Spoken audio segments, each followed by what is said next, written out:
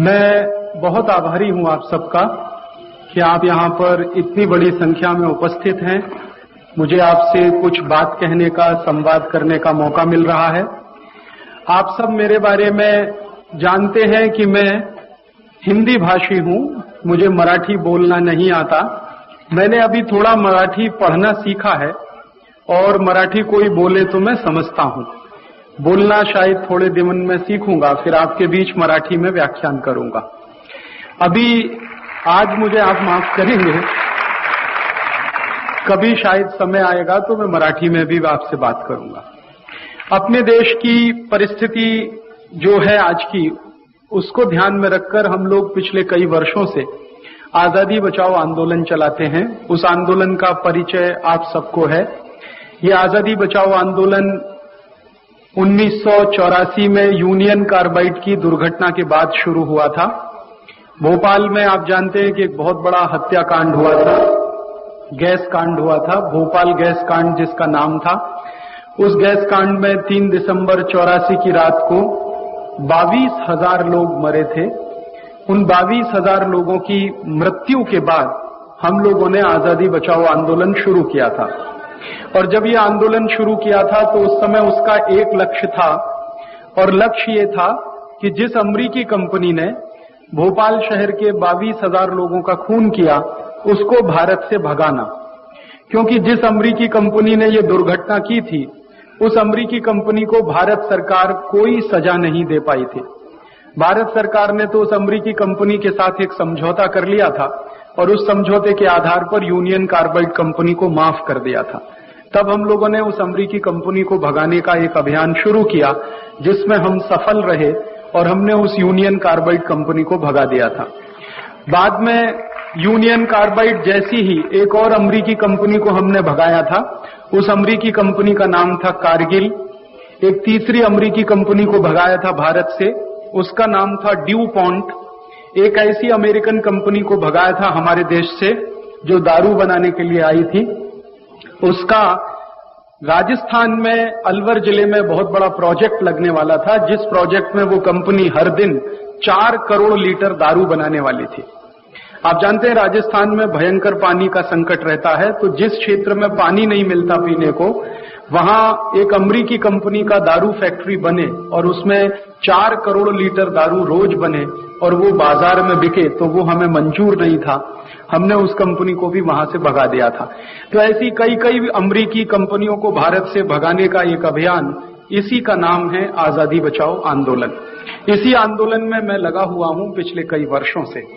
बाद में हमें एक बात का और एहसास हुआ, और वो ये बात का एहसास हुआ कि सिर्फ अमेरिकी कंपनियों को ही भारत से भगाने का काम हम करेंगे तो उससे कोई बात नहीं बनेगी। क्योंकि अमेरिका के अलावा भी बहुत सारे दूसरे देशों की कंपनियां अपने देश में हैं। यूरोप की कंपनियां हैं, जापान की हैं, जर्मनी की हैं, फ्रांस की हैं। तब हम लोगों ने एक और अभियान शुरू किया 1991 के साल से कि सभी परदेशी कंपनियों को भारत से भगाना। फिर बाद में हम लोगों को एक और जानकारी मिली कि अगर सभी परदेशी कंपनियां भारत से भाग जाएं तो भी अपने देश में कुछ ऐसी समस्याएं हैं जिनका समाधान पूरा नहीं होगा। तो हम लोगों ने फिर देश की समस्याओं का अध्ययन करना शुरू किया और उन समस्याओं के समाधान को जब हम समझ पाए पिछले 10 वर्षों में, तो हमको ऐसा लगा कि भारत काफी कुछ परदेशी हो गया है। हमारे देश का काफी कुछ परदेशीकरण हो गया है। संस्कृति के स्तर पर हो गया है, अर्थव्यवस्था के स्तर पर हो गया है, राजनीति के स्तर पर हो गया है, हमारे विचारों में परदेशीपन आ गया है, पहनावे में काफी कुछ परदेशीपन आ गया है। और अभी तो आप उससे भी गहरी बात अगर मैं कहूं, हमारी मान्यताओं में परदेशीपन आ गया है। अब जब किसी राष्ट्र और समाज की मान्यताएं बदलने लगती हैं, परदेशीपन उनमें आ जाता है, तो संकट बहुत गहरा होता है। तो हम लोगों को ऐसा लगा कि भारत की जो मान्यताएं हैं, भारतीयता वाली स्वदेशी मान्यताएं जो हैं, उनके आधार पर संपूर्ण भारतवर्ष का फिर से निर्माण करें। ऐसे एक काम के लिए, ऐसी एक कल्पना के साथ हमने ये आंदोलन शुरू किया है। और इस आंदोलन के पीछे की जो भूमिका है वो एक ही वाक्य में मैं कहना चाहता हूं। आजादी बचाओ आंदोलन एक ऐसा आंदोलन है जो संपूर्ण भारत को भारतीयता के आधार पर, भारत की मान्यताओं के आधार पर पूरे राष्ट्र को फिर से स्थापित करने का आंदोलन है। अब ये भारतीयता की जो मान्यताएं हैं और हमारी जो परिस्थिति है आज की, उसमें काफी कुछ मुश्किलात हैं। तो आज की परिस्थिति परदेशियत वाली है, विदेशीपन वाली है, और हम भारतीयता की बात कर रहे हैं। तो कई लोग तो कहते हैं कि राजीव भाई आप कहीं मूर्खता का काम तो नहीं कर रहे, आप तो बहाव के विरुद्ध काम कर रहे हैं। प्रवाह एक दिशा में है और आप उसके उल्टी दिशा में काम कर रहे हैं। तो मैं उनको बहुत विनम्रता से कहता हूं कि हाँ, बहाव के विरुद्ध काम करने में ही तो मजा आता है। बहाव के साथ अगर काम करें तो वो तो कोई भी कर सकता है। जो अनोखे काम होते हैं दुनिया में वो ऐसे ही होते हैं। तो कुछ ऐसी ही कोशिश हम कर रहे हैं।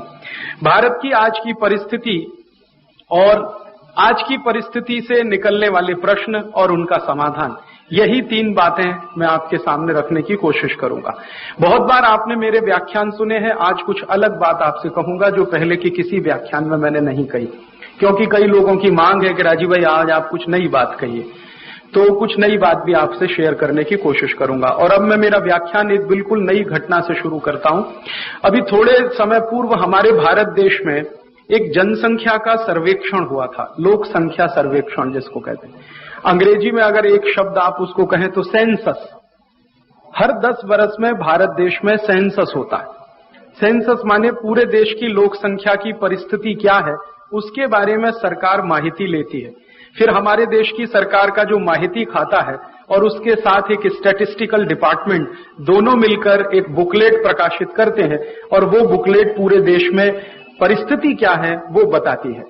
तो फरवरी मार्च के महीने में इसी वर्ष माने सन 2001 में सेंसस हुआ।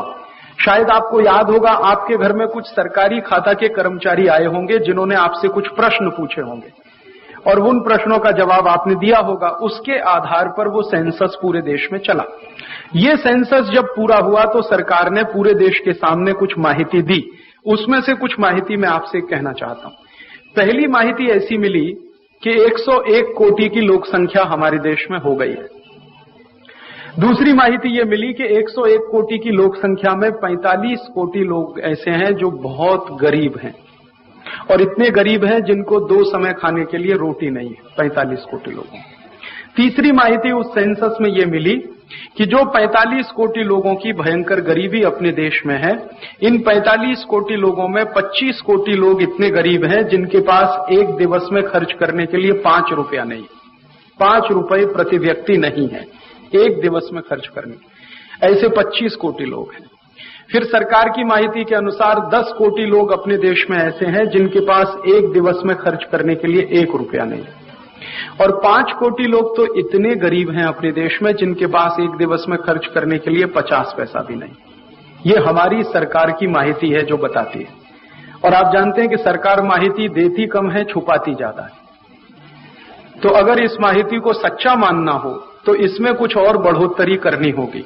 जैसे सरकार ने कहा कि 45 कोटि लोग हैं जो गरीबी के रेखा के नीचे हैं। मुझे ऐसा लगता है कि हो सकता है 60-70 कोटि लोग हों गरीबी की रेखा के नीचे, क्योंकि अमीरी की रेखा के ऊपर रहने वालों की संख्या तो 1 या 2 कोटि है इस देश में, और उस अमीरी रेखा के बहुत नजदीक जिसको अपर मिडिल क्लास कहते हैं हम, उच्च मध्य वर्ग, उन लोगों की संख्या मुश्किल से 4-5 कोटि है। बाकी तो मध्य वर्ग है और निम्न मध्य वर्ग है। तो 5-6 कोटि लोगों को छोड़ दिया जाए तो 90 से 94 कोटि लोगों की परिस्थिति इस देश में कोई बहुत अच्छी नहीं कही जा सकती मेरे अनुमान से। सरकार तो कहती है कि 45 कोटि लोग ही बहुत गरीब हैं। एक माहिती और देता हूं। उसी सेंसस की रिपोर्ट में सरकार ने बताया कि संपूर्ण भारतवर्ष में 25 कोटि परिवार हैं। 101 कोटि की लोक संख्या में 25 कोटि परिवार, और 101 कोटि की लोक संख्या में जो 25 कोटि परिवार हैं उनमें से करीब करीब, अगर ऐसा माना जाए कि एक परिवार में 5 लोग रहते हैं, ऐसा सरकार का अनुमान है, तो 25 कोटि परिवार पूरे देश में हैं। अब इन 25 कोटि परिवारों की परिस्थिति क्या है? आपको याद होगा जब सेंसस वाले आपके घर आए होंगे तो उन्होंने इस सवाल को भी पूछा होगा कि आपके फैमिली मेंबर्स कितने हैं। कोई मेंबर काम करता, उसके साथ दूसरा कोई काम करता, तीसरा कोई काम करता, आपके घर में टीवी है कि नहीं है, फ्रिज है कि नहीं है, ये सब माहिती उन्होंने ली थी। वही सब माहिती अब टेबुलेशन होने के बाद आई है। तो 25 कोटि परिवारों में 11 कोटि परिवार ऐसे हैं जहां संडास की कोई व्यवस्था नहीं। सरकार की माहिती के अनुसार 11 कोटि परिवार। और जो 11 कोटि परिवारों में संडास की व्यवस्था नहीं है, उन परिवारों की माताओं बहनों को संडास के लिए सड़क के दोनों बाजू बैठना पड़ता है। मैं पूरे देश में एक एक गांव से दूसरे गांव घूमता हूं। मुझे बहुत दुख होता है कि जब मैं किसी गांव में जाता हूं और मेरी गाड़ी की हेडलाइट सड़क पर पड़ती है तो किसी बहन को, किसी माता को खड़े होना पड़ता है, फिर मेरी गाड़ी गुजर जाने के बाद फिर बैठना पड़ता है। कोई मुझसे पूछता है, राजीव भाई आपकी जिंदगी में सबसे खराब समय कौन सा होता है? वही समय मैं सबसे खराब मानता हूं। मैं मेरे ऊपर यही सोचता रहता हूं कि मैं किस देश में पैदा हुआ, जिस देश की माताओं बहनों को उनकी जिंदगी के नितांत निजी क्षणों को भी हम कोई व्यवस्था नहीं दे पा रहे। आजादी के 50 वर्ष अपने देश में हो गए और 11 कोटि परिवारों में संडास नहीं होने का अर्थ यह है कि लगभग 50% परिवार इस मार से पीड़ित हैं। अभी थोड़े दिन पूर्व मेरी एक नेता से बात हुई, एक मंत्री महोदय से बात हुई। उन्होंने कहा कि राजीव भाई हम तो हर एक परिवार को कहते हैं कि आप 400 रुपए लगाओ तो हम आपके घर में संडास की व्यवस्था करें। तो मैंने उनसे कहा कि भाईजान 400 रुपए देने वाले भी लोग नहीं है इस देश में। आप 400 रुपए लोगे किससे? उनके पास शायद 400 रुपए भी नहीं है जो आपको वो दे सकें और आप उनके संडास की व्यवस्था करके दे सकें। ऐसी परिस्थिति पूरे देश में है। तो ये तो लोक संख्या के बारे में मैंने कहा। अब इसके साथ एक और माहिती मैं आपसे शेयर करना चाहता हूं। अपने देश में 5,76,000 गांव हैं कुल मिलाकर संपूर्ण भारत में। इन 5,76,000 गांवों में लगभग 2,75,000 गांव ऐसे हैं जहां पीने का शुद्ध पानी नहीं है, प्योर ड्रिंकिंग वाटर नहीं है उन गांवों में। और उन गांवों में जहां पीने का शुद्ध पानी नहीं है, उन्हीं गांवों में हमारे देश के बहुत सारे माताओं बहनों को, पुरुषों को मैं देखता हूं, एक बाल्टी पीने का पानी लाने के लिए 10 किलोमीटर पैदल जाना पड़ता है। आप जाएं कभी कच्छ में, सौराष्ट्र में, उड़ीसा में, मध्य प्रदेश में और इधर आंध्र में, कर्नाटक में कई गांव ऐसे मिलेंगे आपको जहां पीने का पानी या तो टैंकर से लाना पड़ता है सरकार को, और अगर सरकार टैंकर नहीं भेजती तो लोगों को पैदल जाकर पानी लाना पड़ता है। ऐसे गांव हैं अपने देश में। फिर इसी देश में कुल गांव मैंने कहा लगभग 5,76,000, उनमें से 50% गांव ऐसे हैं जहां अभी तक बीज की व्यवस्था नहीं है, इलेक्ट्रिसिटी नहीं है, लाइन नहीं है। 50% गांव अभी तक। मैं जिस गांव में पैदा हुआ उत्तर प्रदेश में, जिसका नाम आपको लिया गया, नाह मेरा गांव है अलीगढ़ जिले में, मेरे गांव में अभी तक इलेक्ट्रिसिटी नहीं है, अभी तक नहीं मेरे गांव में। आप कल्पना कर सकते हैं। और मेरे जैसे हिंदुस्तान में लाखों गांव हैं और मेरे गांव में सिर्फ इलेक्ट्रिसिटी ही नहीं है, रोड्स भी नहीं है।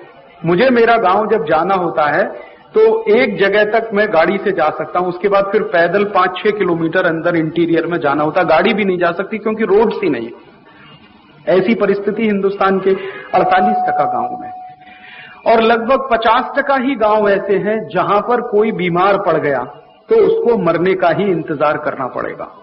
डॉक्टर नहीं है, प्राइमरी हेल्थ सेंटर नहीं है, दवा नहीं है। ऐसी परिस्थिति अपने देश में है।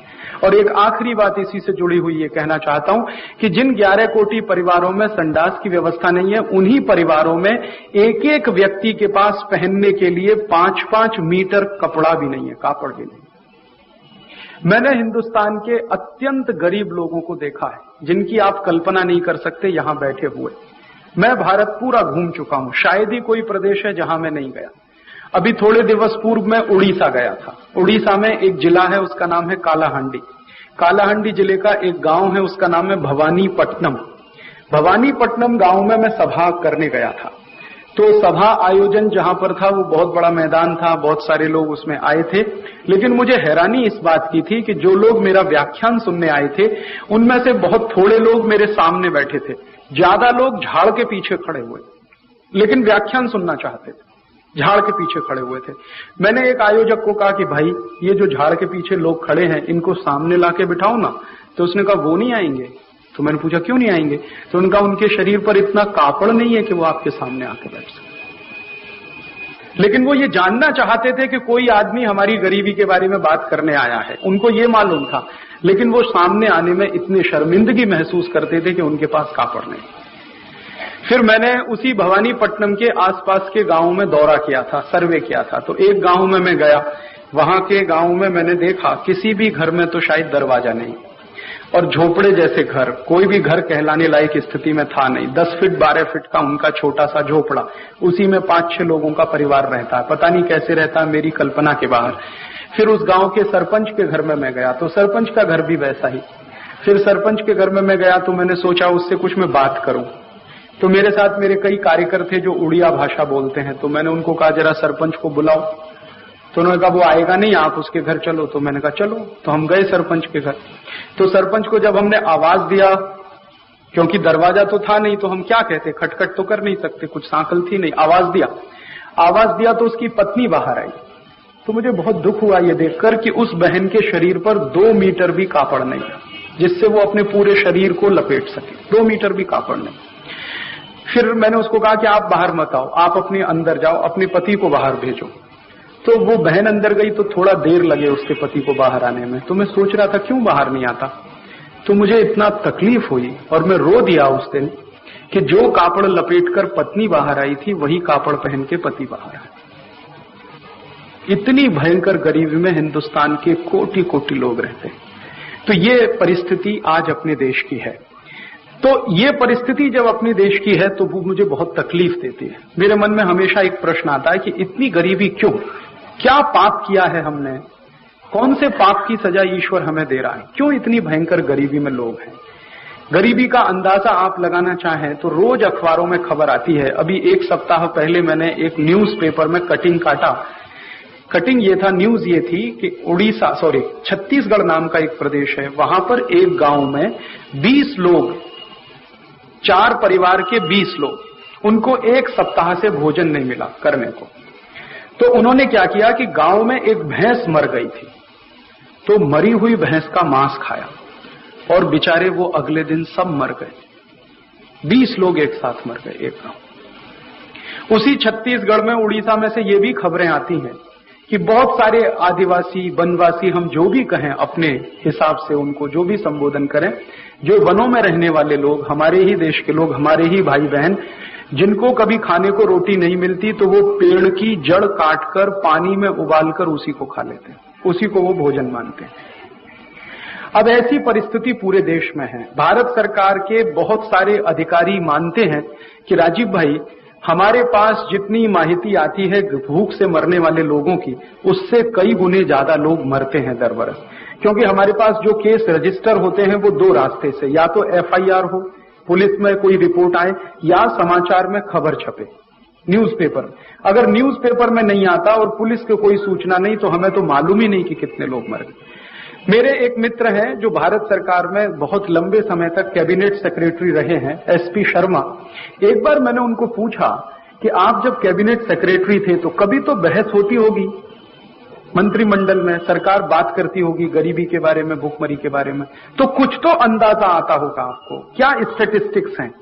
तब वो मुझे कहते थे कि राजीव भाई, औसतन हम ऐसा मानते हैं कि 1 बरस में हिंदुस्तान में लगभग 2 लाख लोग मर जाते हैं भूख से या अत्यंत गरीबी से। हर बरस 2 लाख लोग मर जाते हैं। अब ये भारत देश जिसमें हम रहते हैं, जिसको हम चारों तरफ से देखते हैं, कहीं से भी ऐसा नहीं लगता कि इस देश में गरीबी और भूखमरी से कोई मरना चाहिए, क्योंकि हमारे पास अन्न का उत्पादन कम नहीं है, अन्न का उत्पादन भरपूर है अपने देश में। इस वर्ष तो हमारे देश में 21 कोटि टन अनाज पैदा हुआ है। जरूरत हमारी 15 कोटि टन की है, उससे भी 6 कोटि टन ज्यादा है। तो अनाज का उत्पादन भरपूर है इस देश में। अगर कोई मुझे ये कहे कि चूंकि अन्न उत्पादन कम होता है इसलिए लोग भूख से मरते हैं, तो मैं उस बात को मानने को तैयार नहीं। अनाज तो हमारे देश में सड़ रहा है, गोडाउन्स में पड़ा हुआ है। मैं अभी मुश्किल से महीने भर पहले इधर गया था, हरियाणा पंजाब की तरफ, अगस्त के पहले सप्ताह में पंजाब हरियाणा का मैंने दौरा किया। तो मैंने मेरी आंखों से देखा, गांव के गांव में गेहूं के ढेर लगे हुए हैं, बोरे पर बोरे हैं, और बारिश में भीग रहे हैं पूरे के पूरे। कोई उनको सुरक्षित रखने की व्यवस्था नहीं। फूड कॉर्पोरेशन ऑफ इंडिया वालों से पूछो कि भाई ये क्या होता, तो उन्होंने कहा हमारे पास जगह नहीं, हम कहां रखें इनको, जरूरत से ज्यादा पैदा हो गया है। तो गेहूं सड़ रहा है, चावल सड़ रहा है, दालें सड़ रही हैं, सब सड़ रहा है, लेकिन गरीब आदमी को खाने को नहीं मिल रहा। भारत में अन्न उत्पन्न अगर कम होता और हम भूख से मर रहे होते तो बात समझ में आती। जब हमारे देश में पंडित जवाहरलाल नेहरू हमारे प्रधानमंत्री थे तो उस समय अन्न का उत्पादन बहुत कम था, तो हमें अमेरिका से गेहूं खरीदना पड़ता था। PL 480 नाम की एक योजना चलती थी, PL 480, जिसमें लाल रंग का गेहूं आता था। आप में से बहुत सारे वडील लोग यहाँ बैठे हैं, बहुत सीनियर सिटीजन, उनको याद होगा। तब हमारे देश में भूखमरी से लोग मरते थे, तो वो तो बात समझ में आती है क्योंकि अन्न उत्पन्न ही नहीं था। अभी तो इतना है कि हमारी जरूरत से ज्यादा, और जरूरत से कोई 1-2 कोटि टन ज्यादा नहीं, 6 कोटि टन ज्यादा, फिर भी लोग भूख से मरते हैं। इसका मायने हमारे अन्न उत्पादन में कमी नहीं है, हमारी सरकारी व्यवस्था में कहीं कोई कमी है। क्योंकि काश्तकार तो पैदा करके दे रहा, काश्तकार कहीं भी उत्पन्न को कम नहीं होने दे रहा। हालांकि इस देश में सबसे ज्यादा पीड़ित और दुखी काश्तकार ही है। अगर काश्तकार के दुखों का आप लिस्ट बनाना शुरू करो तो उस पर एक भागवत पुराण लिखा जा सकता है, इतने दुख हैं उसके जीवन। तो इतने सारे दुखों को झेलते हुए भी काश्तकार अपने देश में अन्न उत्पादन में कमी नहीं आने देता, ये उसकी बहुत ज्यादा प्रशंसा की बात है। हम सबको सलाम करना चाहिए इस देश के काश्तकारों को, उनका वंदन करना चाहिए कि भयंकर दुख तकलीफ झेलते हुए भी वो अन्न उत्पन्न कम नहीं होने दे रहे। लेकिन सरकारें हमारी निकम्मी हैं जो उस काश्तकार के पैदा हुए अन्न को गरीबों तक पहुंचा नहीं पा रही। ये सरकार का निकम्मापन है, नेताओं का निकम्मापन है। हमारी व्यवस्था में कहीं कोई खोट है, उसमें कोई बहुत बड़ी खामी है। उसी दृष्टि से मैंने कुछ अध्ययन करना शुरू किया कि अपने देश की परिस्थिति और व्यवस्था दोनों का एक विश्लेषण मैं आपके सामने रखना चाहता हूं कि परिस्थिति क्या है वो मैंने आपके सामने रखी। अब ये परिस्थिति जो पैदा हुई है, भयंकर गरीबी, भयंकर बेकारी, भयंकर भूखमरी, भयंकर मारामारी की, इस परिस्थिति के बारे में पूरे देश में बहस हो रही है, संसद में भी बहस होती है। बड़े बड़े पुढ़ारी हैं, भाषण देते हैं गरीबी के बारे में, बेकारी के बारे में, विधानसभाओं में भी बहस होती है। कभी कभी इसके लिए बड़े सेमिनार्स होते हैं, वर्कशॉप होते हैं, सिंपोजियम्स होते हैं। मेरे जैसे लोग भी कभी कभी जाते हैं उसमें। तो अभी थोड़े दिन पूर्व दिल्ली में ऐसा ही एक सेमिनार हुआ था, और दिल्ली में एक सेमिनार ऐसा हुआ जिसमें विषय ये था कि भारत में भयंकर गरीबी क्यों, ये विषय था उस सेमिनार। मुझे बहुत खुशी हुई कि उस सेमिनार में 5 भूतपूर्व पंत प्रधान आए थे, एक साथ सब उपस्थित थे। तो मुझे लगा कि सेमिनार बहुत सीरियस है, क्योंकि 5 भूतपूर्व पंत प्रधान एक साथ आ जाएं, ये तो बहुत ही अनहोनी घटना है। जो साथ बैठ नहीं सकते वो सेमिनार में साथ आ जाएं, तो मुझे तो बहुत हैरानी हुई। मैंने कहा फिर भी चलो ठीक है। 5 भूतपूर्व पंत प्रधान कौन कौन से थे? पीवी नरसिम्हा राव थे उसमें, चंद्रशेखर थे, बीपी सिंह थे, एचडी देवेगौड़ा थे और इंद्र कुमार गुजराल थे। ये पांचों के पांचों। और उनके अलावा बहुत बड़े बड़े पुढ़ारी वहां पे बैठे थे, बहुत बड़े बड़े नेता। सबके नाम लेना मुश्किल है क्योंकि समय जाएगा। जब वो बहस शुरू हुई सेमिनार में, तो हर एक पुढ़ारी को व्याख्यान देने का समय था। किसी को 5 मिनट, किसी को 10 मिनट, किसी को 15 मिनट। जब मैं सुन रहा था सभी के व्याख्यान, हर एक पुढ़ारी आता था और अपनी बात शुरू करता था, तो एक ही बात कहता था कि भारत में गरीबी है, भूखमरी है, बेकारी है। तो उसका कारण क्या है? तो वो कहता था लोक संख्या बाढ़, ये उसका कारण है। हर एक पुढ़ारी एक बात का समाधान करता था कि अपनी लोक संख्या बाढ़ है, इसलिए गरीबी है, इसलिए भूखमरी, इसलिए बेकारी। मैं सुनता रहा। जब मुझे बहुत गुस्सा आने लगा, क्योंकि हर एक पुढ़ारी एक ही समाधान बता रहा है, लोक संख्या बाढ़। लोग फिर पुढ़ारी क्या बोलते हैं कि सख्ती से लोक संख्या कम होनी चाहिए, जबरदस्ती सबकी नसबंदी करा देनी चाहिए, सबको तो ऐसे कर देना चाहिए वैसे। ये सब वो समाधान प्रस्तुत करते थे। तब मुझे बहुत गुस्सा आया और मेरा फिर बाद में नंबर आया। तो नंबर जब आया तो मैंने सभी पुढ़ारियों को कहा कि आप सब मानते हैं कि लोक संख्या बाढ़ से देश की गरीबी और भूखमरी का संबंध है। मैं आपके सामने ये खड़ा होकर कहना चाहता हूं कि लोक संख्या बाढ़ से गरीबी बेकारी का कोई संबंध नहीं। तो वो कहने लगे कैसे? मैंने कहा अभी आप मेरे 3 प्रश्नों का जवाब दे दो, फिर आप मुझे बताना। तो उन्होंने कहा आप प्रश्न करिए। तो मैंने पुढ़ारियों से सबसे पहला प्रश्न किया कि अपनी लोक संख्या बाढ़ कितनी? तो 1947 में आजाद हुए हम 15 अगस्त को, तब लोक संख्या 34 कोटि थी। अब लोक संख्या 101 कोटि है। तो 34 कोटि की लोक संख्या अगर 101 कोटि होती है तो लोक संख्या बाढ़ 3 पट, 3 टाइम्स हुआ ना, कि 3 गुना हुआ, 3 पट हुआ। फिर मैंने कहा कि अब लोक संख्या 3 पट जब बढ़ी है तो गरीबी कितनी बढ़नी चाहिए? 3 पट। बेकारी कितनी बढ़नी चाहिए? 3 पट। माने जितनी लोक संख्या बाढ़ हुई उतनी तो गरीबी बेकारी बढ़नी चाहिए। तो मैंने उन्हीं पुढ़ारियों से पूछा, रिजर्व बैंक के आंकड़े मेरे पास थे, मैं सब फैक्ट्स एंड फिगर लेके गया था, उसमें काफी डॉक्यूमेंट्स लेके गया था, तो मेरे पास सब रखे हुए थे। मैंने एक फाइल निकाल के उनको दिखाया कि देखिए, रिजर्व बैंक ऑफ इंडिया के स्टैटिस्टिक्स कहते हैं कि 1947 में भारत में गरीबी की रेखा के नीचे जो लोग रहते थे, जो बहुत गरीब माने जाते हैं, उनकी लोक संख्या 4 कोटि थी। 4 कोटि। अब सरकार का सेंसस ये कहता है कि गरीबी की रेखा के नीचे रहने वालों की संख्या हो गई है 45 कोटि। तो गरीबी कितने पट बढ़ गई? 11 पट लगभग हुई कि नहीं? 4 कोटि से 44 कोटि हो तो 11 पट, और 45 हुई तो 11 पट से थोड़ा और ज्यादा, 11 टाइम्स हमारी गरीबी बढ़ी। लोक संख्या बढ़ी 3 पट, गरीबी बढ़ी 11 पट। तो क्या संबंध है भाई, बताओ? आप ऐसा कहते हो। दुनिया में एक अर्थशास्त्री हुआ था यूरोप में, उसका नाम था माल्थस। माल्थस नाम का इकोनॉमिस्ट था। उसकी एक थ्योरी है, उसकी एक सिद्धांत है। वो थ्योरी हमारे देश के अर्थशास्त्रियों ने रट ली है। जैसे पोपट होता है ना, तोता, वो रट लेता, तो वैसे ही अपने पुढ़ारियों ने रट लिया। माल्थस ने एक सिद्धांत दिया कि जो देश में लोक संख्या बाढ़ होगी, वही देश में गरीबी, वही देश में भूखमरी, वही देश में मारामारी होगी। ये माल्थस कहता था। तो हमारे पुढ़ारी कहते हैं माल्थस कहता था, तो मैंने कहा माल्थस को कुएं में फेंको। अगर माल्थस ये कहता था तो सच्चाई कहां है उसके जैसी? माल्थस कहता था कि गरीबी बढ़ने से भुखमरी बढ़ती है, गरीबी बढ़ने से बेकारी बढ़ती है, और लोक संख्या बढ़ने से गरीबी बढ़ती है। तो आप देख लो, लोक संख्या 3 पट बढ़ रही है, गरीबी तो 11 पट बढ़ रही है। अगर माल्थस का सिद्धांत लागू करें तो जितनी गरीबी बढ़ रही है उतनी ही लोक संख्या बाढ़ होनी चाहिए। लोक संख्या बाढ़ 3 पट, तो गरीबी 3 पट होनी चाहिए। तो आज देश में सिर्फ 12 कोटि लोग गरीब होने चाहिए, अब तो 45 कोटि। तो पुढ़ारी सब चुप हो गए। फिर मैंने उनको एक दूसरा प्रश्न किया। मैंने कहा दूसरे प्रश्न का जवाब दो। तो कहने लगे दूसरा प्रश्न आपका क्या? मैंने कहा दूसरा प्रश्न ये है कि आप बोलते हो कि लोक संख्या बढ़ने से ही बेकारी बढ़ती है। तो 1947 में हमारी लोक संख्या 34 कोटि थी, तो बेरोजगार लोगों की संख्या 2 कोटि थी। आज हमारी लोक संख्या 101 कोटि है, तो बेकारों की संख्या 20 कोटि है। तो लोक संख्या तो 3 पट बढ़ी है, बेकारी तो 10 पट बढ़ गई। तो इसका क्या संबंध है, आप बता दो मुझे। तो कोई बोला नहीं, सब चुप होकर बैठ गए।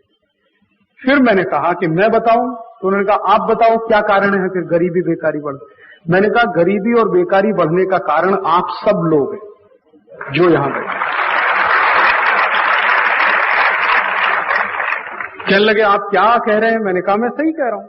अगर आप में सच सुनने की हिम्मत है तो आप बैठिए, मैं आपको बताता हूं कि आप गरीबी बेकारी बढ़ने का कारण कैसे है। तो कहने लगे कैसे? मैंने कहा देखिए ऐसा है, आप मुझे ये बताइए, पिछले 54 वर्षों में 1947 से 2001 करीब 54-55 ईयर्स हो गए हमको, आपने कितनी पंचवर्षीय योजना बनाई? तो पुढ़ारी बोलने लगे 9 पंचवर्षीय योजना बनी। पहली पंचवर्षीय योजना 1952 में। तो मैंने कहा पंचवर्षीय योजना आपने किसके लिए बनाई? कहने लगे गरीबी दूर करने के लिए, बेकारी दूर करने के लिए। तो मैंने कहा अच्छा दूर हो गई क्या? कि नहीं हुई। तो जैसे जैसे पंचवर्षीय योजनाएं बनती गई, गरीबी बढ़ती गई, बेकारी बढ़ती गई। और फिर मैंने उन्हीं पुढ़ारियों में से एक को पूछा कि आपने पंचवर्षीय योजना में पैसा कितना खर्च किया? तो कहने लगे राजीव भाई, एक पंचवर्षीय योजना में 10 लाख कोटि खर्च हो जाता है। 10 लाख कोटि एक पंचवर्षीय योजना। तो मैंने कहा 9 पंचवर्षीय योजनाएं आपने लागू कर दी पूरे देश में, 10वीं शुरू होने जा रही है। तो इसका सीधा अर्थ यह है कि हमारे पुढ़ारियों ने पिछले 54 वर्षों में 90 लाख कोटि रुपए खर्च कर दिया। यही तो हिसाब हुआ ना। एक पंचवर्षीय योजना में 9 लाख कोटि खर्च होता है, तो 10 पंचवर्षीय योजनाओं में 90 लाख कोटि हुआ कि लगभग 90-100 लाख कोटि। तो मैंने उनको कहा कि आपने 90 लाख कोटि रुपए खर्च कर दिया 9 पंचवर्षीय। 10वीं बनने जा रही है, उसमें और आप 9 लाख कोटि खर्च करोगे, तो 99 लाख कोटि तो मान लो कि खर्च हो गया। और आप कहते हो गरीबी खत्म नहीं होती, बेकारी खत्म नहीं होती। तो ये पैसा गया कहां से? आप तो कहते हो खर्च कर दिया, और दिखता है नहीं कि गरीबी दूर हुई, बेकारी भी। अब मैंने उनको कहा, सब पुढ़ारियों को, जिसका वो जवाब नहीं दे रहे थे मुझे, मैंने उनको कहा कि अगर आपने ईमानदारी से ये जो 90 लाख कोटि रुपए पंचवर्षीय योजनाओं में खर्च किया गरीबी दूर करने के लिए, आपने इतना ही किया होता कि ये रुपया सीधे लोगों को दे दिया होता, तो जरूर इस देश की गरीबी दूर हो जाती। तो कहने लगे कैसे? मैंने कहा हिसाब समझ लो, पूरी लोक संख्या 100 कोटि है और खर्चा हुआ है हमारे ऊपर 90 लाख कोटि। तो हिसाब जानते हैं क्या निकलता? एक एक व्यक्ति को 9 लाख रुपए मिल जाता। 9 लाख। अब एक व्यक्ति को हम 9 लाख रुपए दे सकते थे जितना अभी तक विकास हुआ। अच्छा, और ये एक व्यक्ति बोल रहा हूं मैं, एक परिवार नहीं बोल रहा हूं, अभी तो मैं आगे बढ़ रहा हूं। एक व्यक्ति को हम 9 लाख रुपए दे देते तो एक परिवार को कम से कम 35 लाख रुपए तो दे ही देते। एक परिवार में 5 लोग हैं मान लो, 100 कोटि में तो सब है ना, बच्चे भी हैं, बड़े भी हैं, बूढ़े हैं सब। तो मैंने कहा उनको कि अगर आप ईमानदारी से ये पंचवर्षीय योजना नहीं बनाते और ये सारा पैसा देश के लोगों को सीधे दे देते तो एक एक परिवार को 35 लाख रुपए मिल जाता, तो हम कम से कम लखपति तो होते ही सबके सब। होते कि नहीं होते? और अगर 35 लाख रुपए एक परिवार के पास होता तो कुछ धंधा तो कर सकता था। कुछ नहीं करता, मान लो टैक्सी चलाता, कल्पना करो, तो 5 लाख रुपए में एक टैक्सी तो आती ही है ना। अरमाडा ले लो या कुछ भी ले लो, महिंद्रा की ले लो या किसी टाटा सुमो ले लो, 5 लाख की एक आती। तो हर एक परिवार के पास 5-5 गाड़ियां होती कम से कम, और हर एक के पास 10 लाख रुपए का फिक्स डिपॉजिट होता। 5 गाड़ियों के ऊपर 10 लाख रुपए का फिक्स डिपॉजिट, और 10 लाख का फिक्स डिपॉजिट 10% ब्याज भी मिले बरस का। तो आप सोचो, उसके ब्याज से ही हमारा घर खर्च चल रहा होता, हमें तो भूखमरी बेकारी होती ही नहीं। अगर हम ऐसा भी करते कि मान लो टैक्सी ही नहीं खरीदते, 35-35 लाख हमने दिया लोगों को, लोग उसको बैंक में एफडी कर देते, तो हर एक परिवार को साल में 3-3.5 लाख रुपए ब्याज का मिलता।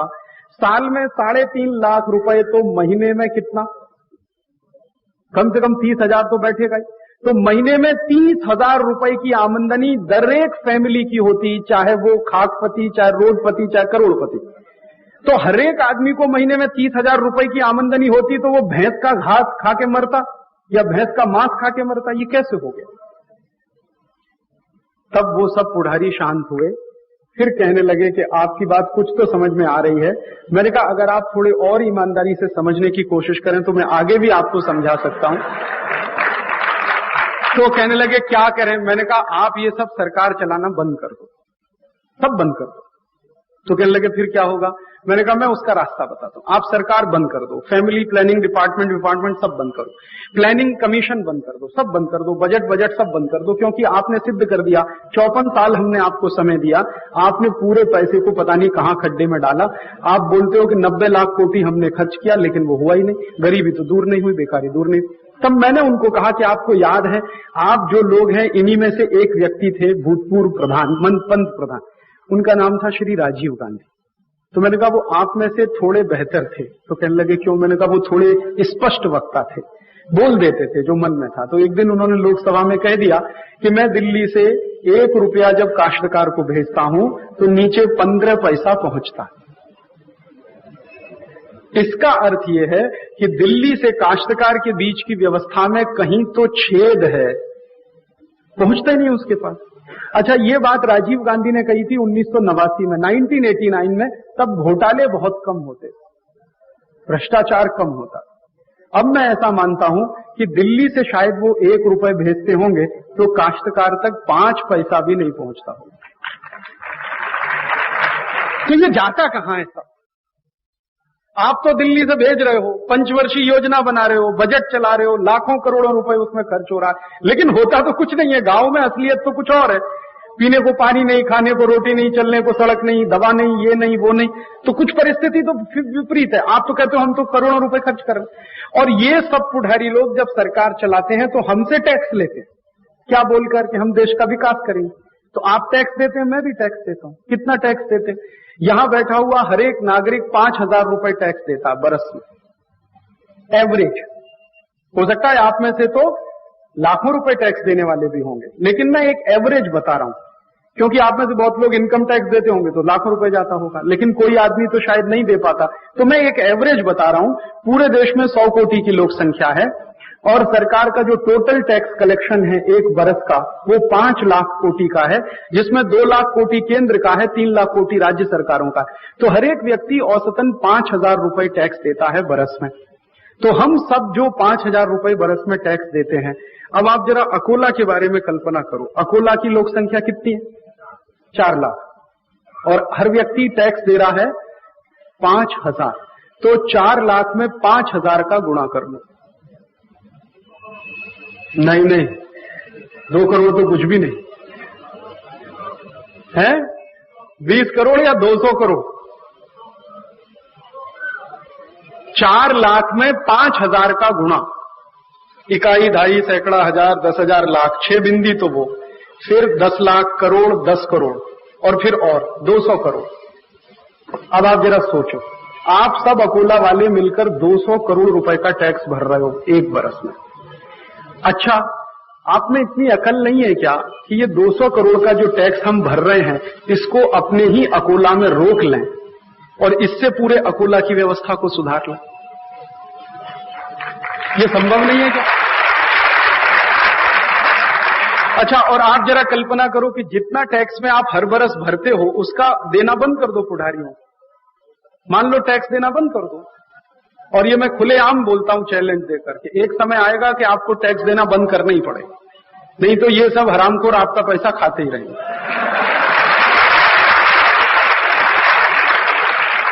तो आप टैक्स देना बंद कर दो और ऐसा करो, अकोला में एक समिति बना लो, सब लोग मिलकर उस समिति में कुछ व्यवस्था कर लें, XYZ किसी भी व्यक्ति को जिनको आप अच्छा मानते हो रख लो, उसमें पुढ़ारियों का प्रवेश वर्जित है, बाकी सबके लिए खुली छूट।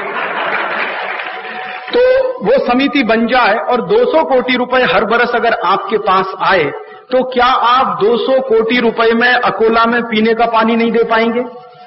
आप बताओ, चलने को सड़क नहीं दे पाएंगे, खाने को रोटी नहीं दे पाएंगे?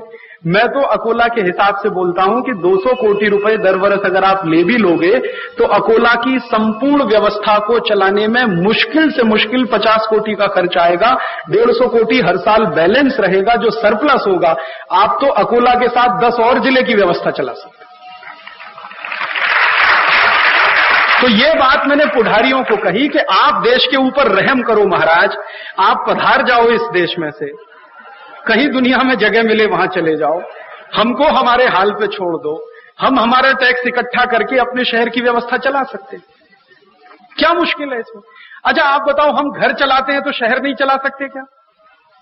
जो लोग घर चला सकते हैं, परिवार चला सकते हैं, वो मोहल्ला चला सकते हैं, और जो मोहल्ला चला सकते हैं वो एक वार्ड को चला सकते हैं, और वार्ड चला लिया तो 50 वार्ड को चला लेंगे, तो शहर भी चल जाएगा। पुढ़ारियों की जरूरत क्या अपने को? ये पार्टियों के लोग आते हैं, वोट मांग के ले जाते हैं, करते वही हैं जो पुरानी पार्टी करती है, नया तो कुछ करते वरते नहीं। जैसे पुरानी पार्टी करती थी वैसे नई पार्टियां करती हैं, तो अब हम करें क्या? तो मैंने उन सबके सामने कहा कि आप लोग अगर थोड़ा इस देश पर दया कर दो तो देश की गरीबी, भुखमरी, बेकारी सब दूर हो जाएगी। तो कहने लगे कैसे दूर हो जाएगी? मैंने उनको समझाया उनके सामने। मैंने उनको कहा कि आप लोग जो सरकार चलाते हैं उनका खर्च क्या है सरकार चलाने का?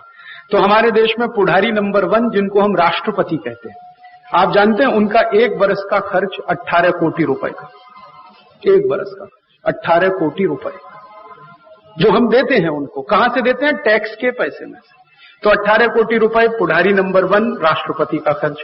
तो एक बरस का 18 कोटि, तो महीने का 1.5 कोटि, तो दिवस का 5 लाख रुपए। एक दिवस का राष्ट्रपति का खर्च 5 लाख रुपए।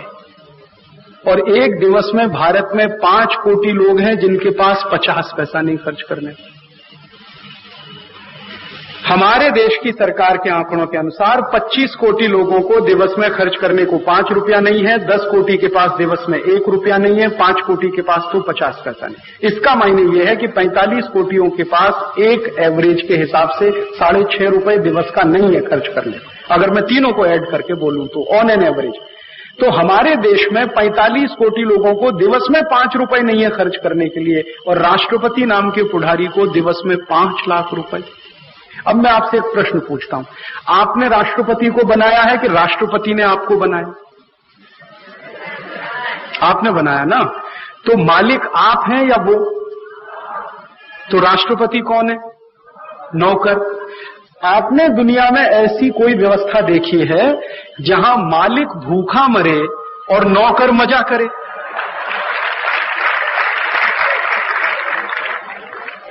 आप बताओ, दुनिया में कहीं आपने ऐसी व्यवस्था देखी कि मालिक तो भूखा मरे और नौकर मजा करे?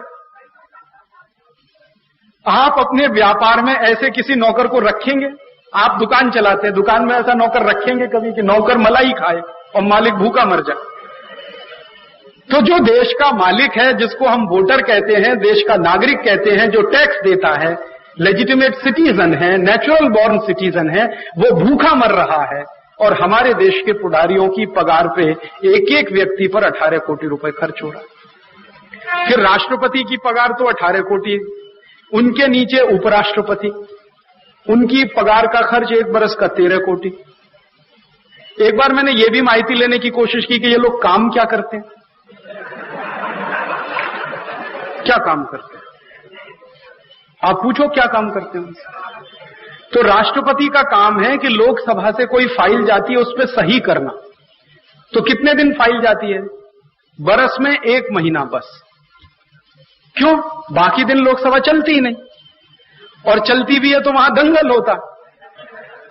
लोकसभा तो अखाड़े से भी ज्यादा बुरी हो गई, क्योंकि अखाड़े में भी जो दंगल होता है उसके नियम कायदे कानून, वहां तो कुछ नियम ही नहीं है, कायदे ही नहीं है, कानून ही नहीं।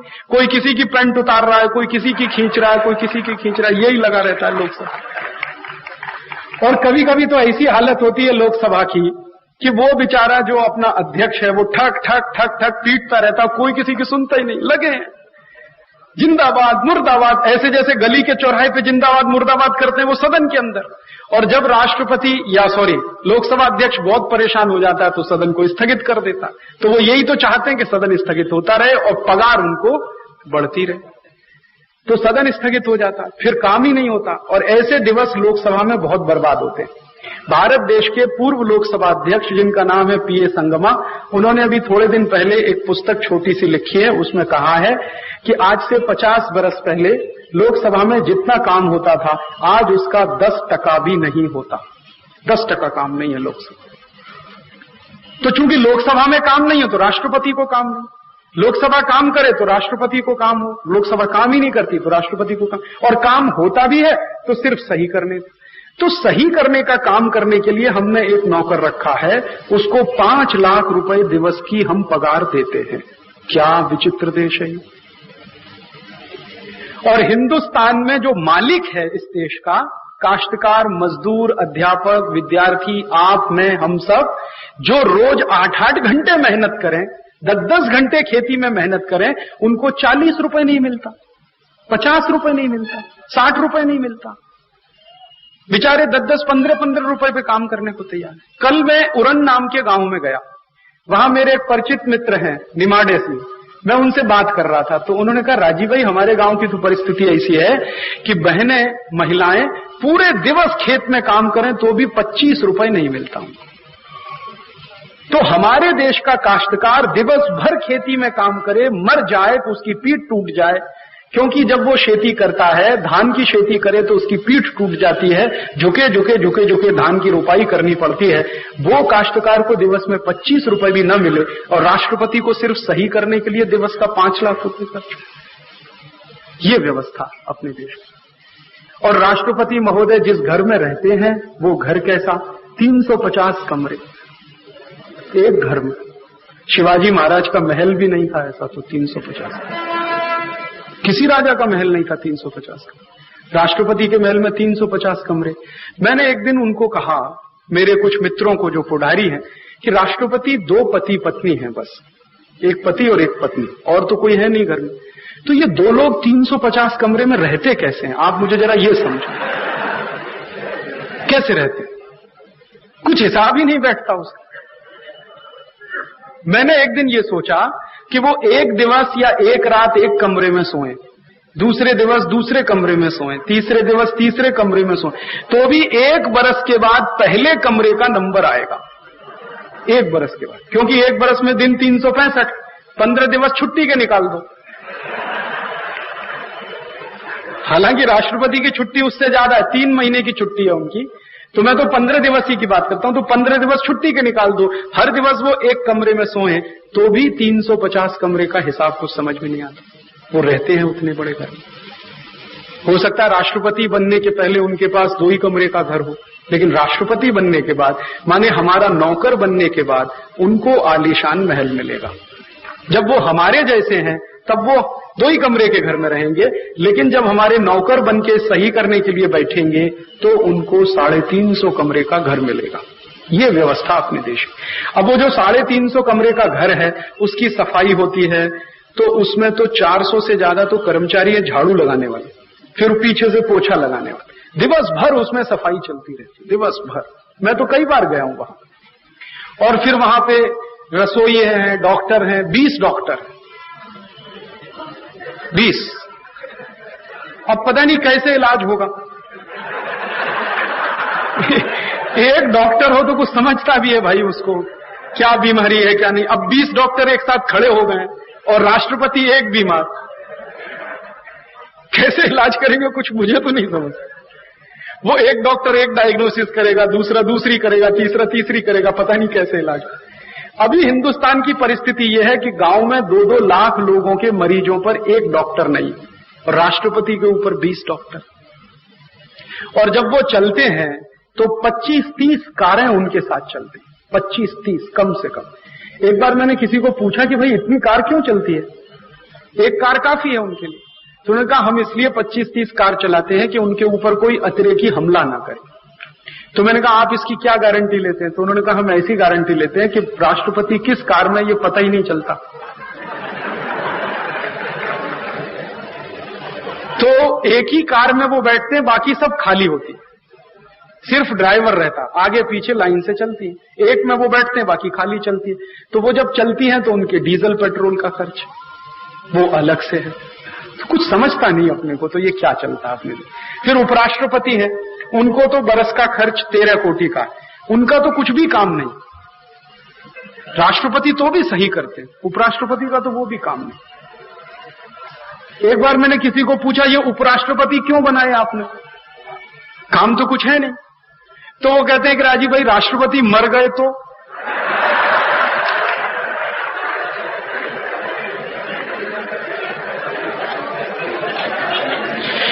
अब मैंने उनसे पूछा कि मर गए तो, मरे तो नहीं अभी तक। पिछले 50 वर्षों में ऐसा कभी हुआ नहीं कि राष्ट्रपति मरे और उपराष्ट्रपति को काम आया, वो होता ही नहीं है। तो अगले 100 वर्ष भी नहीं होगा इसकी क्या गारंटी है। लेकिन पोस्ट बराबर चालू और खर्चा उनका बराबर, तो उनका खर्च है। फिर उपराष्ट्रपति के नीचे पंत प्रधान, उनका बरस का खर्च 11 कोटि का। फिर उसके नीचे मंत्री, 73 मंत्री हैं। 73 मंत्रियों में 36 मंत्री हैं जिनके पास कोई काम नहीं। हाँ, मैं आपको सच बात बता रहा हूं,